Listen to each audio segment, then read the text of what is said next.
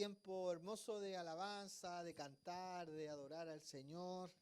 Pero entiendo también que todos hemos venido buscando recibir una palabra de parte del Señor, un mensaje, y obviamente está enmarcado dentro de lo que hemos visto, de lo que es, por decirlo así, el lema o el eslogan, ¿no es cierto?, de esta actividad, que tiene que ver con el ser hacedores, ¿no es cierto?, el no solamente creer, que por cierto que es importante, sino también con el vivir y el actuar, ¿ya? Y el texto base, si ustedes se acuerdan, está en el libro de Santiago, capítulo 1, y vamos a hablar, ¿puedes retroceder un poquito, Mical? Vamos a hablar sobre esta frase, ¿ya? La Reina Valera, ¿no es cierto?, dice sed hacedores, ¿ya? En otra versión, la Reina Valera contemporánea dice pongan en práctica la palabra, ¿ya? Y ese va a ser el título de esta reflexión. Y ahora sí vamos a la lectura que está en el libro de Santiago, o la carta más, para ser más preciso, de Santiago, capítulo 1, versos 19 al 25. Yo sé que el lema es solo un verso, pero vamos a tratar de abordar para entender esa frase, ¿no es cierto?, dentro de su contexto. Y dice así, esto también está sacado de la Reina Valera contemporánea, por si suena un poco distinto a la tradicional. Dice, por eso, amados hermanos míos, todos ustedes deben estar dispuestos a oír. ¿Podemos repetir esa frase que está subrayada? Dispuestos a oír. ¿Ya? Tenemos que estar, dice Santiago, deben estar dispuestos a oír. Pero ser lentos para hablar y para enojarse. ¿Podemos repetir esa frase también? Lentos para hablar y para enojarse. Si se la quiere dedicar al que está al lado, no hay problema. Dígaselo con toda confianza. Lentos para hablar y para enojarse. ¿Ya? Y mire lo que dice el 20, ¿ah? Mire lo que dice el 20.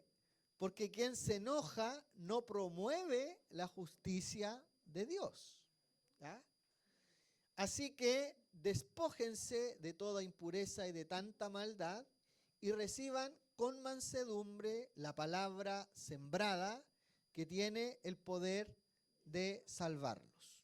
A continuación dice, pero pongan en práctica la palabra.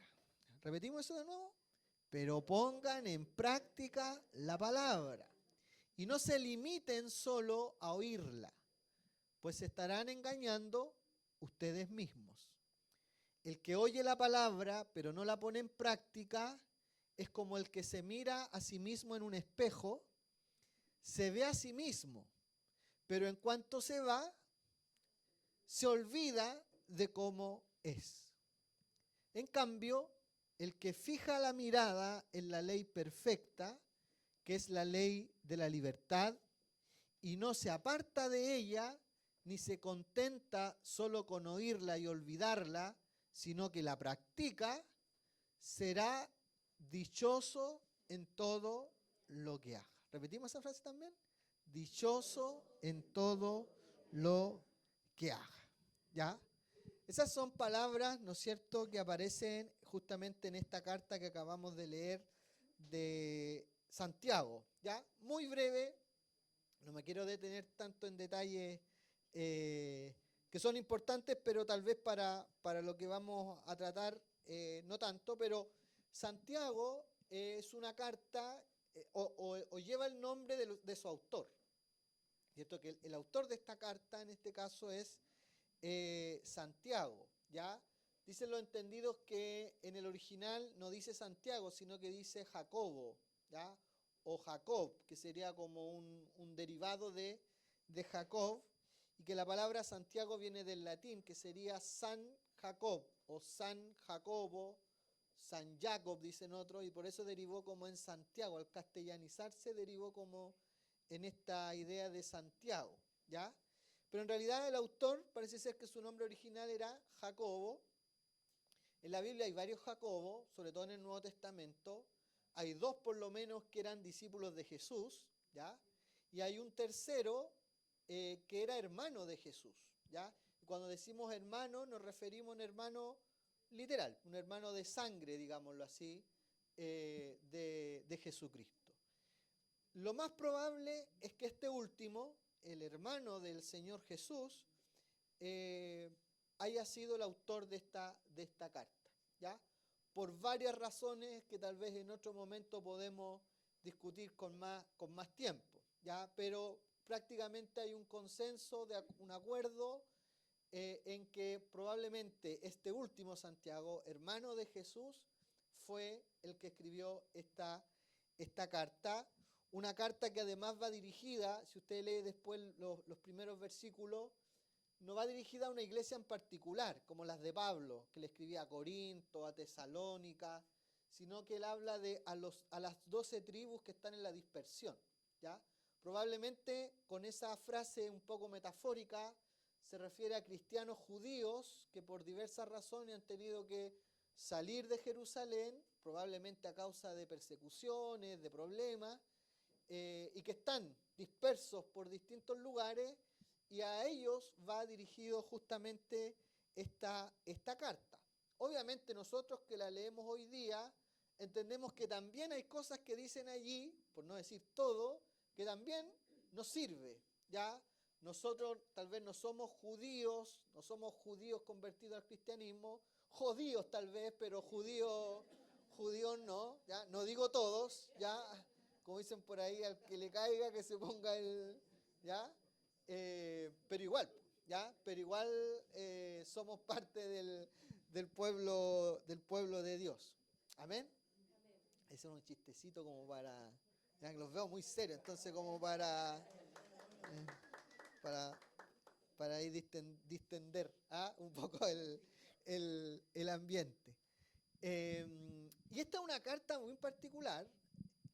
Si usted hace memoria, los que llevan tal vez más tiempo en el Evangelio, no es una carta que, digamos, sea tan conocida, sea tan popular en el sentido de que la estemos recurrentemente citando o estudiando, ¿ya? Como sucede con las cartas de Pablo, ¿cierto? Que son más conocidas, Romanos, por ejemplo, Corintios, son como cartas que reiterativamente a veces estamos citando, ¿ya?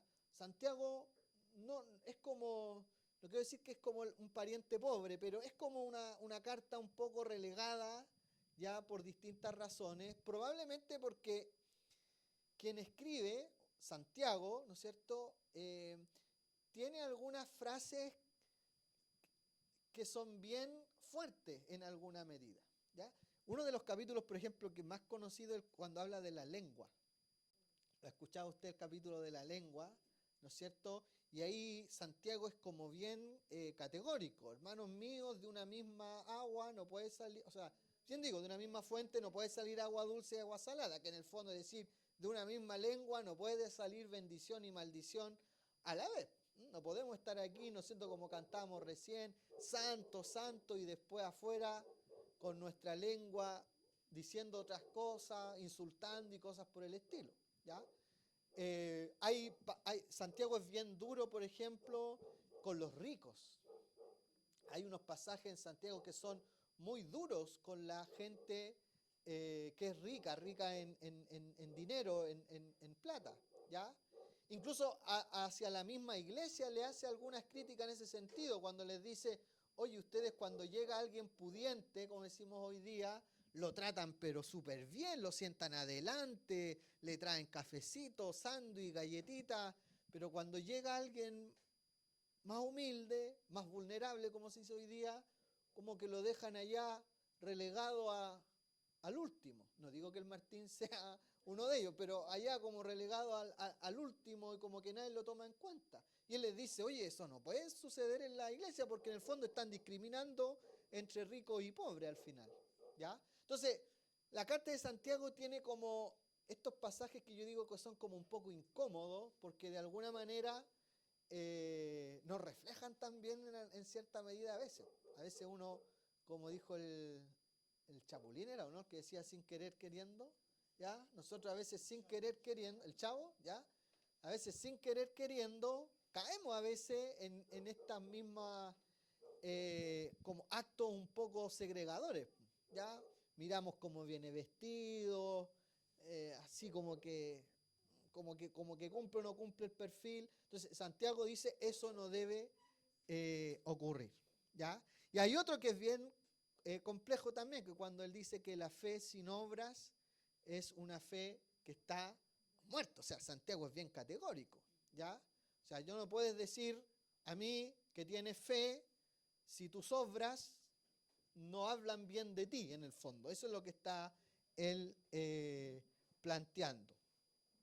Por eso que Santiago insiste tanto, y que ha sido un poco el lema de este encuentro, en no solamente decir que somos personas creyentes o cristianas, cristianos o personas de fe, no solamente creer, ¿no es cierto?, o decirlo, sino también lo importante que es vivirlo, encarnarlo, ¿cierto? Hermano Hugo hablaba un poco de esta idea de la experiencia, de experimentar la fe en nuestra vida diaria, ¿ya? Y no solamente vivir la fe acá, ¿ya? En estos espacios que el Señor nos ha regalado, sino también en todo momento. Por eso el verso 22, que es el lema, ¿no es cierto?, de esta idea de ser hacedores, en el fondo es eso, poner en práctica lo que oímos. Mire, hagamos un ejercicio muy simple. ¿Cuántos mensajes usted ha escuchado en su vida? Cuando digo mensajes me refiero a predicaciones. ¿Cuántas predicaciones usted ha escuchado en su vida? ¿Mm? Algunos más, algunos menos, pero varios, probablemente, ¿no es cierto? Y es bueno escuchar. ¿A quién? Es bueno escuchar palabras. Hoy día, además, con esto de las redes sociales, podemos escuchar palabras no solamente los domingos, podemos escuchar todos los días y a cada rato. A lo mejor puede ser que haya alguien acá que esté todo el día escuchando palabras, mensajes de gente famosa, de gente no tan famosa, pero escuchando. Y a lo mejor, como dicen algunos, usted se alimenta constantemente. Yo he estado en hogares de personas cristianas que, por ejemplo, está todo el día una radio cristiana ahí sonando, ¿ya? Y está todo el día escuchando palabras. Mi abuelita, que en paz descanse, usted iba a su casa, estaba todo el día escuchando canciones, a veces las mismas canciones, las mismas alabanzas, como que daban ganas de decirle, oiga, ya, pues, cambie el CD un poco, pero esa era su forma a lo mejor de vivir. El tema es que está bien escuchar. Está bien, es bueno escuchar. De hecho, si usted se fija en el versículo 19, partía diciendo eso Santiago, estén dispuestos a oír. Es más, decía, ojalá escuchen más de lo que hablan. ¿Ah? Dispuestos a oír y lentos para hablar. Pero en el 22 les dice, pero tampoco no se queden solamente con el oír, sino que también pongan en práctica la palabra. ¿Me ayuda un poco, Mical? Cuando Santiago dice esto, Santiago tiene una línea de continuidad con lo que su hermano y Señor Jesús había dicho ya antes. Ahí hay dos pasajes que yo sé que usted conoce. Uno está en Mateo 7, la parábola esta de los dos cimientos y la parábola del sembrador. Y en ambas Jesús reitera algo que es muy parecido a lo que nos dice Santiago. En la parábola de los dos cimientos, que es la conclusión del Sermón del Monte, Jesús les dice a sus discípulos, a cualquiera que me oye, al que me escucha estas palabras y las pone en práctica, lo compararé a un hombre prudente que edificó su casa sobre la roca. Pregunta, ¿quién es el prudente? ¿El que oye solamente?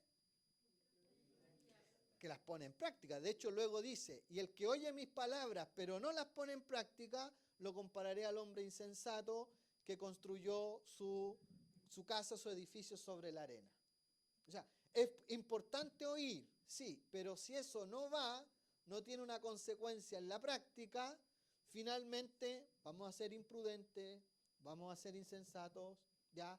Y todo lo que hemos construido se puede derribar. En cambio, si somos oidores, pero además hacedores, ahí aparecen los otros conceptos. Prudencia, sensatez, y lo que construyamos, ¿no es cierto?, va a estar en un lugar firme. Fíjese que es la misma conclusión de la parábola del sembrador. Pero la semilla sembrada en buena tierra es el que oye la palabra, la comprende, la entiende, pero esa palabra da fruto y produce 100, 60 y 30 semillas por cada semilla sembrada. O sea, en el fondo está diciendo lo mismo. No solamente hay que oír, también hay que comprender y poner en práctica, que es un poco la metáfora del dar fruto. O sea, cuando una persona da fruto, cuando practica aquello que ha escuchado y ha comprendido. Y en este caso, fíjense que en ambas, la exhortación de Jesús es a poner en práctica las palabras o la palabra de Jesucristo. Entonces, Santiago no está diciendo algo nuevo.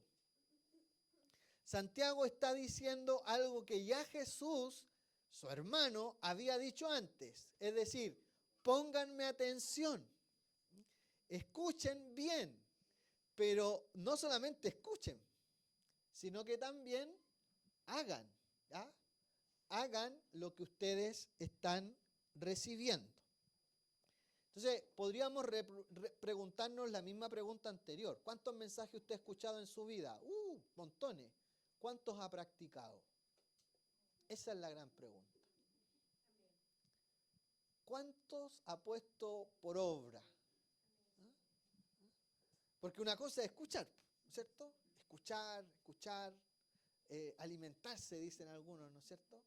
Pero ¿cuánto de eso lo ponemos en práctica? O dicho también, ¿cuánto de eso lo vivimos en nuestra vida diaria? Entonces, si me ayuda Mical, cuando solamente somos oidores o meros oidores de la palabra, ojo que podemos vernos enfrentados a ciertos riesgos, que los planteo ahí en un tipeo de ideas. Una, y que eso nos puede suceder, y espero que no nos suceda, es que nos transformemos hoy día en consumidores de culto. Es decir, como que la vida cristiana se traduce a ir al culto, ¿cierto? Cantar, escuchar, adorar, escuchar una palabra, irse para la casa, a esperar el otro domingo, a volver a alimentarme, volver a consumir un mensaje, pero se transforma en eso solamente, ¿no es cierto? En un consumo de ideas, un consumo de palabras, pero que a la larga no produce fruto. No sé si me doy a entender, ¿ya? De hecho, ¿dónde está el Álvaro? Ahí está Álvaro. Álvaro, ¿no es cierto? Sí, ¿ya? No voy a confundir, ¿ya? Álvaro, estábamos ahí tomando café y de repente medio en broma, medio en serio, hablábamos esta idea de la diversidad de iglesias que hay hoy día, ¿no es cierto?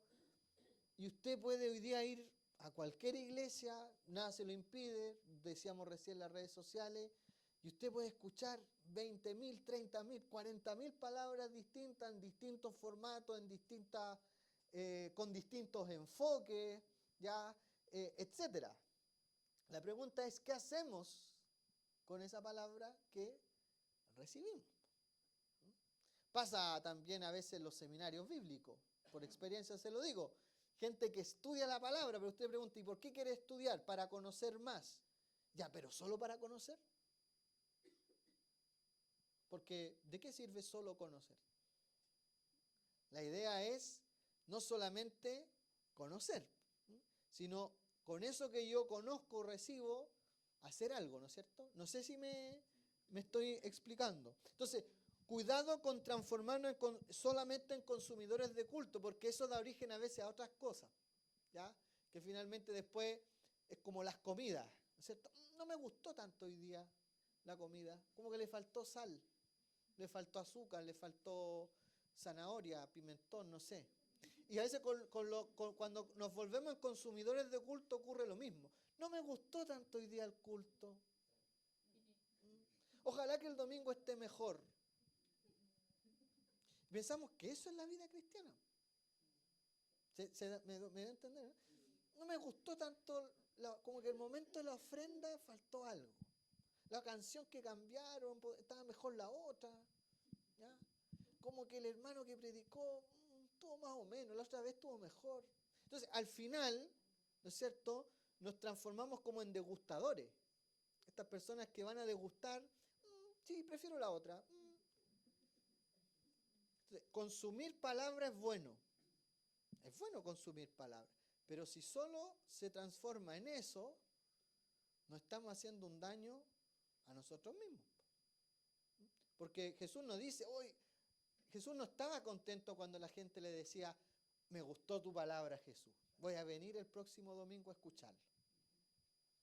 Jesús les dice, de hecho en la parábola del sembrador dice, el que oye la palabra y luego se va y no la practica, es como la semilla que cayó entre espinos, entre piedras. Jesús no le interesaba que la gente le dijera, hoy que estuvo linda la palabra. Jesús quería que la gente que lo escuchara hiciera algo con esa palabra. ¿Ya? ¿Amén? Entonces, ojo con eso, ojo con transformarnos en consumidores de culto. No estamos llamados a eso. También, si solamente nos volvemos oidores de la palabra, podemos perder la sensibilidad ante las necesidades humanas. Esa es una de las grandes como temas que trata Santiago en su carta, ¿ya? Por eso insiste tanto en esto de que la fe tiene que ir o debe ir acompañada de obras. En algún momento Santiago habla incluso de la compasión. Tenemos que conmovernos frente a la necesidad humana. Que solamente somos oidores y no hacedores, y no ponemos en práctica la palabra, nos desconectamos un poco de lo que está pasando a nuestro alrededor, ¿ya? Y lo que pasaba al parecer en la carta, o lo que él menciona, ¿no es cierto? La iglesia había perdido cierta sensibilidad respecto de lo que pasaba a su alrededor. Tanto es así que parece ser que habían episodios de discriminación entre ricos y pobres, tenían un problema con la lengua, ya, cositas por aquí, bendecían, hermano, Dios te bendiga, y por detrás, ¿ya? Entonces, ojo, ¿ya? Y eso lamentablemente pasan los años y sigue ocurriendo. Por eso que Santiago dice, ojo acá, ¿ya? Tengan cuidado con esto, ¿ya? Sean oidores, sean prontos para oír, pero pongan en práctica lo que escuchan, ¿ya? Sean humildes, no pierdan la sensibilidad ante las necesidades humanas. Y tercero, otro riesgo que puede ser también, o en el que podemos caer, si solamente nos transformamos en meros oidores, es extraviar el rumbo, que esto es lo más grave probablemente, como comunidad de fe en Jesucristo. Como comunidad de fe en Jesucristo, ¿ya? En la iglesia o a los creyentes a los que Santiago les escribe esta carta, también él menciona en algún momento que hay rivalidades, que hay disensiones, está bien dicho, ¿no? Disensiones a veces entre creyentes, ¿ya? Hay, de hecho, en algún momento él habla de pecados, ¿ya? Entonces, ojo, si solamente escuchamos palabra pero no la ponemos por obra, ¿ya? Fácilmente, capítulo 1, vamos a caer en la tentación, por ejemplo. Fácilmente vamos a caer en la tentación de la murmuración. Fácilmente vamos a caer en la discusión que a veces no tiene mucho sentido, ¿ya? Por eso que Santiago pone tanto énfasis en esta idea de no seamos solo oidores, sino principalmente pongamos en práctica la palabra que recibimos. Pero ojo, estos son riesgos en los que podemos caer, ¿ya? Que espero, y Dios espera, que ninguno de nosotros caigamos en estos digámoslo así, en estas acciones. Ahora, en el mundo del trabajo usted sabe que existe algo que se llama la prevención de riesgo. ¿Y qué significa prevenir? Anticiparse. Es decir, antes que esto ocurra, antes que un accidente ocurra, antes que algún incidente ocurra, hay que tomar acciones previas ¿no es cierto?, para evitar que esos posibles riesgos dejen de ser riesgos y se transformen en accidentes, en problemas o en dificultades. Entonces, ¿qué podemos hacer para evitar estos riesgos? O dicho de otra manera, ¿cómo podemos prevenir? Santiago capítulo 1, versículo 21, aquí me voy a apoyar un poco, ¿no es cierto?, en el texto que leíamos al principio, ¿cierto?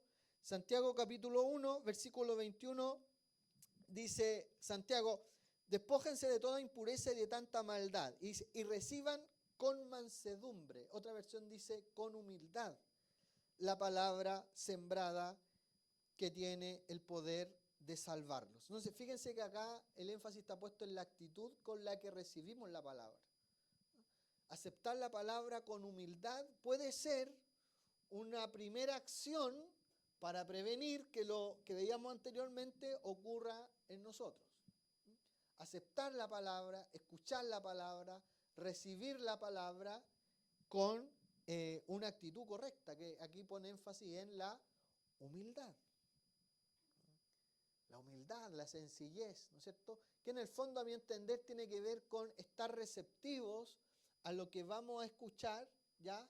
Y no estar un poco como a la defensiva, sino estar receptivos. Jesús, note usted, cuando terminaba sus prédicas, por decirlo así, muchas veces terminaba con esta frase que se vincula incluso con lo segundo. Dice: el que tiene oído para oír, oiga. ¿Y qué significa eso? Porque alguno podrá decir: el que tiene oído para oír, oiga. Y alguno podrá decir: pero casi todos tenemos oído.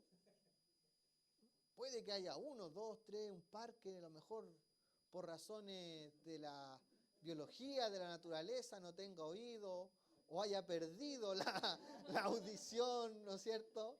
¿Ya? Pero todos tienen oído. ¿Cómo es eso de el que tiene oído para oír, oiga? En el fondo es un hebraísmo, le llaman, que tiene que ver como decir: oye, si me van a escuchar, escúchenme bien. ¿Ya? Pónganme atención a lo que voy a decir. ¿Ya? Y para eso se necesita primero ser humilde, ¿ya? Para poder recibir, ¿no es cierto?, esa palabra. Disponerse humildemente a recibir la palabra, en este caso, que el Señor nos quiere entregar. Entonces, podríamos decir, una primera acción, ojo, para prevenir lo otro, es escuchar la palabra con una actitud correcta, ¿ya? Y aceptar esa palabra con una actitud correcta. Reciban con mansedumbre, con humildad, la palabra sembrada que tiene el poder para salvarlos. Luego les dice en el verso 25, en cambio, y aquí habla de pone un ejemplo, si usted se fijó, el que fija la mirada en la ley perfecta, el que fija la mirada, ¿no? O sea, el que pone atención. De hecho, otra versión dice eso: el que pone atención con detención en la ley perfecta, que es la ley de la libertad, y no se aparta de ella, sino que la practica, será dichoso en todo lo que haga. O sea, hay que poner atención a la palabra del Señor para poder practicarla como es debido. No sé si me doy a entender. Hay que poner atención. Hay un humorista, no voy a decir el nombre, pero que él cuenta que los chilenos, por ejemplo, cuando compramos algo, nunca leemos el papel de las instrucciones. ¿Se ha dado cuenta de eso? Cuando hay que armar un mueble, por ejemplo. No, que voy a andar leyendo papeles si yo sé armarlo. ¿Ya? Y después sobran tornillos. Entonces nos decimos: oye, ¿esto a dónde iba? Y al final decimos: no, yo creo que esto se equivocaron, decimos, no, esto está de más. ¿Ya? ¿Y por qué? ¿Ya? Porque no ponemos atención, no leemos, no nos damos el tiempo de poner atención a las acciones. Fíjese que acá el ejemplo que pone Santiago, el del espejo. ¿Usted se acuerda cómo es en este momento? Puede cerrar sus ojos y decir: oh, así en mi ojo, así en mi ceja, así en mi nariz, así. ¿Cómo es usted físicamente? Ah, lindo. Claramente en Peumo no hay problemas de autoestima, ni nada de eso, ¿ya? Pero lo que dice Santiago es verdad, porque cuando uno se mira al espejo y se va, después se devuelve, po, ¿no es cierto? Se devuelve, se le olvida, ¿no es cierto? Se olvida cómo uno es, ¿ya? Cuando uno se mira al espejo, ¿cierto? Se da cuenta cómo uno es y qué cosas a lo mejor hay que perfeccionar, ¿no es cierto? O mejorar, ¿ya? Pero después que uno deja de mirarse al espejo, se olvida eso, ¿ya? El espejo, y de hecho hay unos espejos, no sé si han dado unos que se giran y que la cara así como con un zoom tremendo. Nunca he entendido muy bien para qué son, pero imagino que es como para mirarse con más detalle, si hay algo por ahí que excavar, ¿no es cierto?, que sacar, ¿no es cierto?, como para mejorar lo inmejorable, diría alguien por ahí, ¿ya? Pero el espejo tiene esa función, recordarnos, ¿no es cierto?, si miramos con detención, recordarnos quiénes somos, cómo somos, ¿ya? Y qué podemos mejorar. Entonces, acá fíjense que Santiago usa el mismo ejemplo para la palabra. O sea, el que oye la palabra, pero no la pone en práctica, dice, como el que se mira al espejo y luego se va y se olvida cómo era. En cambio, el que oye la palabra y la practica, pero ojo, el que fija la mirada, o sea, el que pone atención a la palabra, es como el que se mira al espejo, pero no se olvida cómo es. Por lo tanto, cuando sale, lo recuerda. Uno de los verbos que se repite harto es el tema de olvidar en Santiago. Entonces, aquel que oye y practica, ¿no es cierto?, difícilmente va a olvidar. No sé si me explico, ¿no es cierto? Es como cuando usted aprende algo y lo practica recurrentemente, eso después ya es difícil que a uno se le olvide, ¿ya? Mire, esto es una experiencia, espero que no salga de aquí, ¿eh? Yo me demoré aproximadamente 26 años, cumplí 40, ustedes saben el otro día, 26 años en aprender a andar en bicicleta.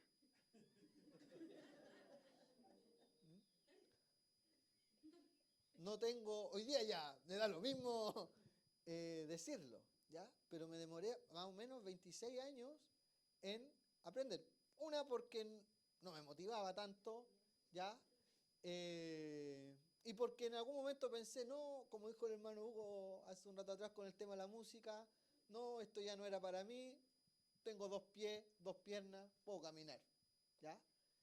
Hasta que aprendí, ¿ya? 26 años aprendí a andar en bicicleta y me di cuenta de algo. Una vez que uno aprende, independientemente del tiempo que pase, no se olvida. Si usted lo practica recurrentemente, difícilmente eso lo va a olvidar. Distinto es cuando uno hace algo por una vez en la vida y después de un montón de tiempo lo tiene que volver a hacer y uno se pregunta, oye, ¿cómo se hacía esto? Y uno tiene que pedir como que alguien le haga como un refresh, ¿no es cierto? Como un reseteo para, de esta manera se hacía. Cuando uno pierde la práctica en algo, cuesta después retomarlo, a no ser que usted lo haya practicado recurrentemente. Con la palabra es lo mismo.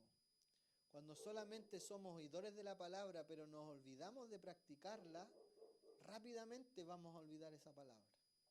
Pero si esa palabra que recibimos la practicamos recurrentemente, difícilmente esa palabra se va a olvidar de nuestro corazón. Al contrario, va a ser lo que dice Jesús en la parábola. Va a dar fruto al 100, al 60, al 30, a lo que sea, pero va a dar fruto. Pero para eso hay que estar atento. Hay que estar atento. Hay que ser escucha activa, le llaman a esto, ¿no es cierto? De escuchar activamente, ¿no es cierto? De escuchar activamente, de poner atención. Y en tercer lugar, como tercera medida de prevención, dice activar la fe. ¿Ya? Cuando solamente nos volvemos oidores de la palabra, que tiene que ver un poco con el riesgo 1 que veíamos, esta idea del consumo. En el fondo eso le llamamos religiosidad.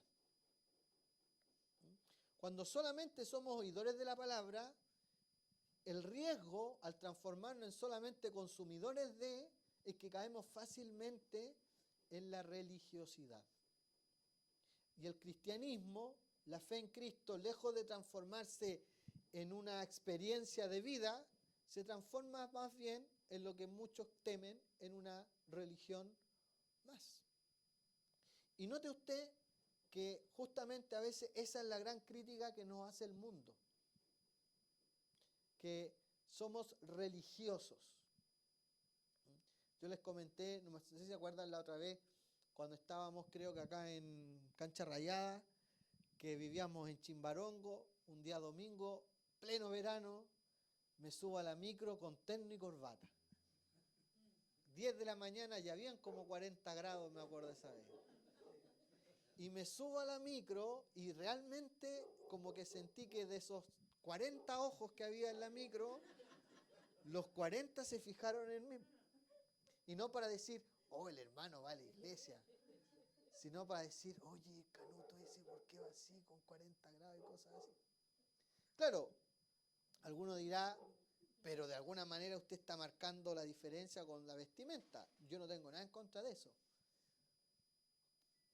¿Pero es solo eso la fe? ¿Solamente la religión cristiana es una moda?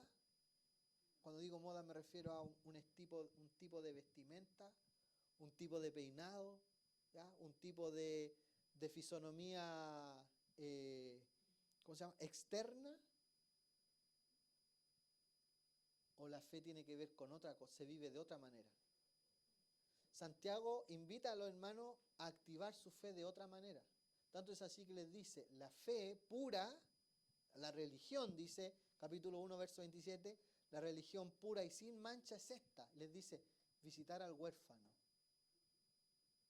acordarse de la viuda, ¿no? Y marcar una diferencia, decir, en el mundo, por decirlo así, que tu estilo de vida sea distinto al de los demás, ¿no? Pero en un sentido positivo, obviamente, ¿ya? Y fíjense que eso es. Entonces pone acento en eso. O sea, no solamente sean oidores, sino activen su fe, vivan su fe, ¿ya? Pero no solamente aquí adentro, sino en acciones concretas. En este caso, él las define ahí: visitar al huérfano, cuidarse de la viuda, guardarse sin mancha del mundo, ¿ya? En capítulo 2 también les habla esto de no caer en estos favoritismos, ¿ya? Capítulo 3, esta idea de controlar la lengua. Hermanos míos, de una misma fuente no puede salir agua salada y agua dulce a la vez. Y luego él dice, con la misma boca, con la misma lengua que bendecimos al Señor, luego maldecimos al prójimo. Hermanos míos, esto no debe ser así, les dice Santiago. Entonces, si queremos prevenir los riesgos que implica ser solamente oidores, tenemos que, primero, disponernos a escuchar la palabra con humildad. Segundo, ponerle atención. No solamente oidores así como, sí, como que de algo me acuerdo. No, tenemos que ser escucha activa, ¿no es cierto? Poner atención a lo que el Señor nos indica. Pero segundo, activar nuestra fe. O sea, que lo que escuchamos se traduzca en acciones concretas de personas que aman a Dios, como dice Jesús, pero que también aman su entorno, ¿cierto? Que también aman al prójimo. Pero quiero, hermanos, también compartirles un cuarto elemento. Yo le puse acá como un bonus track.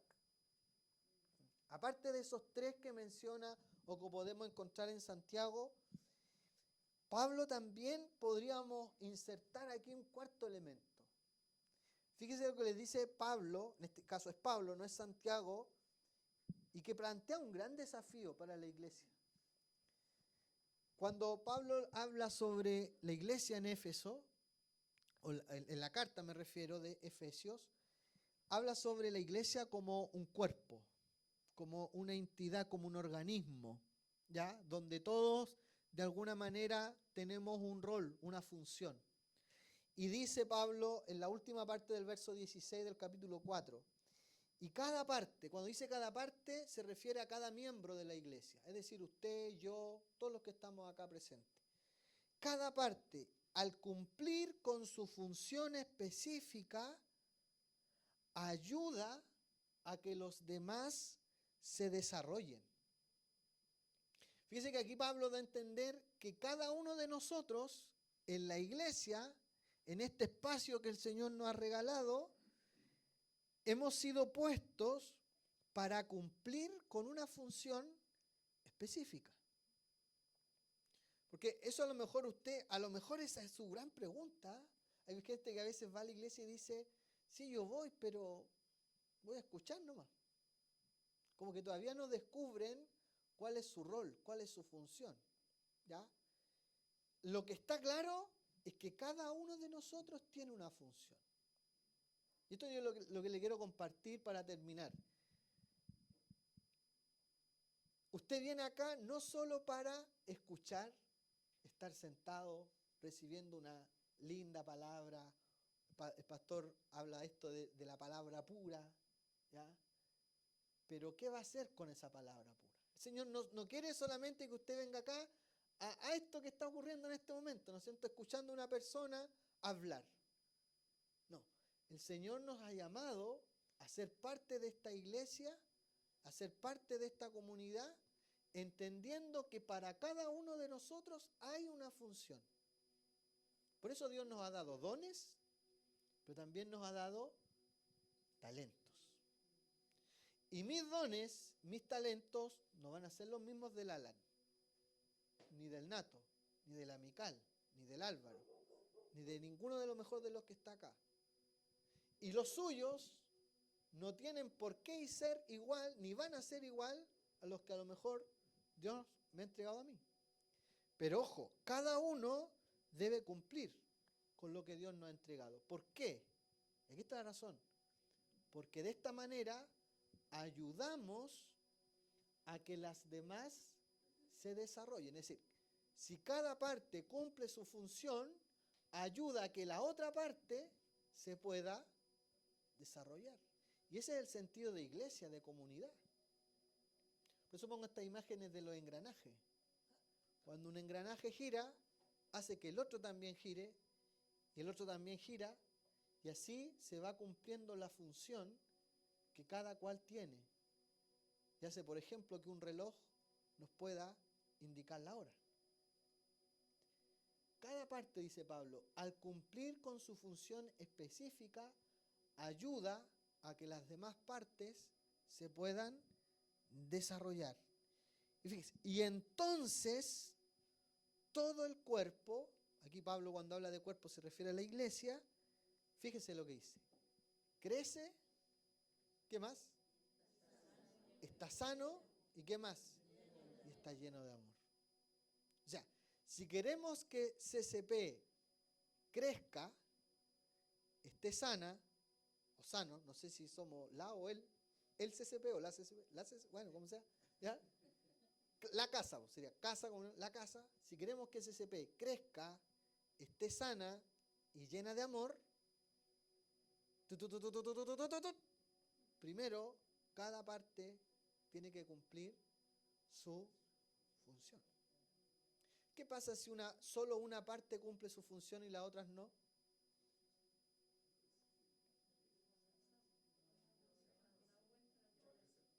¿Cómo? Primero, como dice Jessica, los engranajes van a estar ahí, ¿no es cierto? Como atrofiados, ¿ya? No se avanza, ¿cierto? Y por eso que los relojes a veces son las 4 y el reloj está marcando las 11:30. Y uno dirá, oye, ¿qué habrá pasado aquí? Es que los engranajes no están moviéndose, no están cumpliendo la función.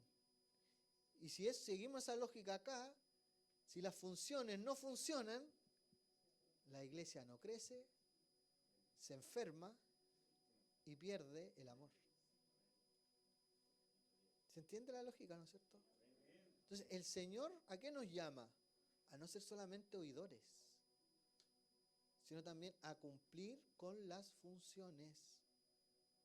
Poner a disposición de la iglesia los dones, los talentos que Él nos ha dado para que la iglesia pueda funcionar. Porque si no lo hacemos, decrecemos, nos enfermamos y perdemos el amor, que es lo peor de todo. Y yo creo que todos queremos que CCP crezca sanito, sanita y sobreabunde de amor. La pregunta ahí que cabe no es, ¿estoy cumpliendo la función que Dios me ha dado dentro de este espacio, dentro de esta iglesia, dentro de esta comunidad? Por eso que a veces las organizaciones, las empresas, las familias se enferman, porque a veces sus miembros no cumplen las funciones que tienen. Y esto está documentado, estudiado, ¿ya? Cuando en una empresa, por ejemplo, hay, ¿cómo se llama esto? Áreas que no están cumpliendo su rol, eso afecta a toda la empresa. Porque somos un organismo, un solo organismo. Lo mismo ocurre en las familias. Las familias también hay roles, hay funciones. Y si esos roles no se cumplen, la familia se enferma también.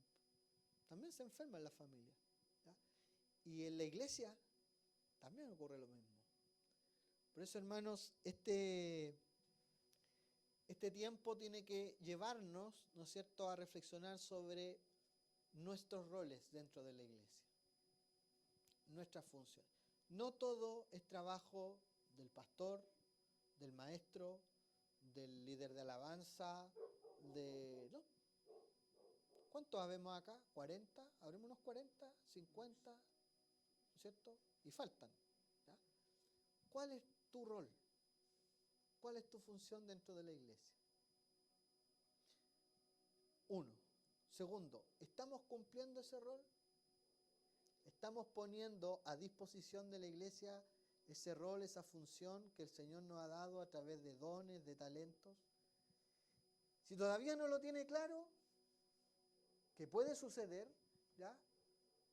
Tal vez es tiempo de que nosotros mismos como iglesia digamos, oye, ¿saben qué? Considerando nuestros dones y nuestros talentos, acá, fíjense, hay 40 dones, hay 40 talentos que pueden ponerse al servicio de la iglesia. Puede ser acá adentro, puede ser para afuera, pero al servicio de la iglesia. La pregunta es si esos dones y talentos están desarrollándose. Y eso puede ser responsabilidad mía, pero también puede ser responsabilidad de nosotros como comunidad. No sé si me explico. Entonces, nosotros tenemos que ayudarnos a cumplir cada uno su función específica.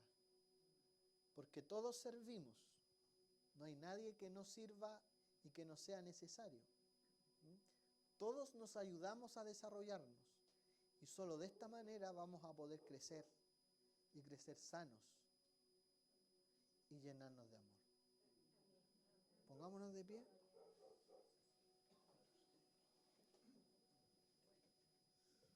¿Cuántos quieren